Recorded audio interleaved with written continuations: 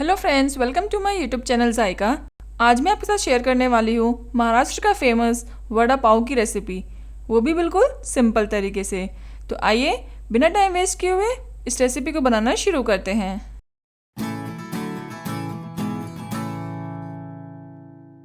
तो सबसे पहले हम वड़ा पाव की सूखी चटनी तैयार कर लेंगे। उसके लिए हमें चाहिए 6 सूखी लाल मिर्च, 7 से 8 लहसुन की कली। लहसुन को हमें छीलना नहीं है, ऐसे ही रखना है। इसे अब हमें 1 से 2 मिनट तक के लिए रोस्ट कर लेना है। ये देखिए सूखी मिर्च और लहसुन का कलर थोड़ा सा चेंज हो गया है, तो अभी हम इन्हें निकाल लेंगे। अब हम ग्रेटेड किए हुए नारियल को भी ड्राई रोस्ट कर लेंगे। आप चाहो तो सूखा नारियल का भी यूज़ कर सकते हो। इसे भी हम चलाते हुए अच्छे से 1-2 मिनट के लिए रोस्ट कर लेंगे, ताकि नारियल के अंदर का जो मॉइस्चर होता है वो ख़त्म हो जाए। तो ये देखिए नारियल ड्राई रोस्ट हो गया है। अभी हम इसे प्लेट पे निकाल लेंगे। अब हमने जो तीनों चीज़ें ड्राई रोस्ट की हैं उनको ग्राइंड कर लेंगे। 1/2 टीस्पून नमक डालना है। अब हम इसे ग्राइंड कर लेंगे। ये देखिए इस तरीके से हमें वड़ा पाव के लिए सूखी चटनी तैयार कर लेनी है। तो आइए चलते हैं नेक्स्ट प्रोसेस में। अब हम वड़ा बनाने के लिए आलू फ्राई करेंगे, लेकिन उससे पहले हमें एक छोटा सा पेस्ट बना लेना है, जिसके लिए हमें चाहिए हरी मिर्च, लहसुन और अदरक। इसमें पानी नहीं डालना है, इसको हम ऐसे ही ग्राइंड कर लेंगे। अब हम वड़ा के लिए आलू फ्राई कर लेंगे। तो उसके लिए कढ़ाई में ऑयल गर्म हो जाने पर हम उसमें ऐड करेंगे 1 टीस्पून राई यानी कि मस्टर्ड सीड्स, करी लीव्स यानी कड़ी पत्ता, और ये जो हमने पेस्ट बनाया था ना उसको भी हम ऐड कर देंगे। फ्रेंड्स, इस तरीके से लहसुन, अदरक और हरी मिर्च का पेस्ट बनाने से वड़ा का टेस्ट बहुत अच्छा आता है, तो आप इस पार्ट को बिल्कुल भी स्किप ना करें। अब हम इसको थोड़ा सा चला लेंगे ताकि अदरक जो है वो कढ़ाई में ना चिपके। अब हम इसमें ऐड करेंगे 1/2 टीस्पून हल्दी। इसको भी अच्छे से मिला लेंगे। और इसमें अब हम ये मैश किए हुए बॉयल आलू ऐड कर देंगे। आलू और मसाले को अच्छे से मिक्स कर लेना है। 1/2 teaspoon Kashmiri red chilli powder add कर देंगे।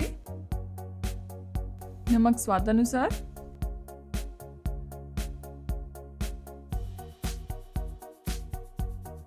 अब इसमें ये हरा धनिया डाल देंगे।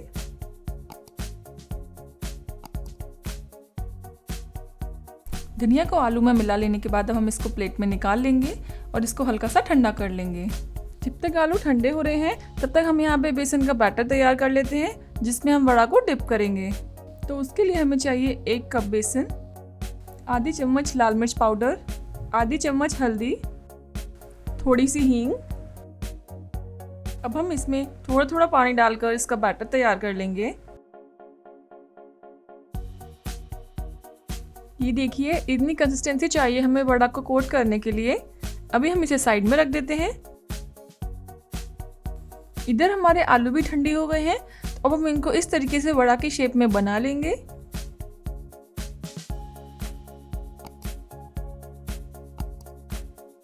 अब हम आलू की बॉल्स को इस तरीके से बेसन में कोट कर लेंगे।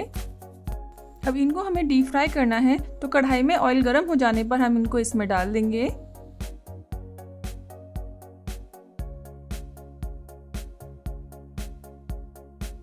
इन्हें अब बीच बीच में पलटते हुए गोल्डन रेड कलर आने तक फ्राई कर लेना है।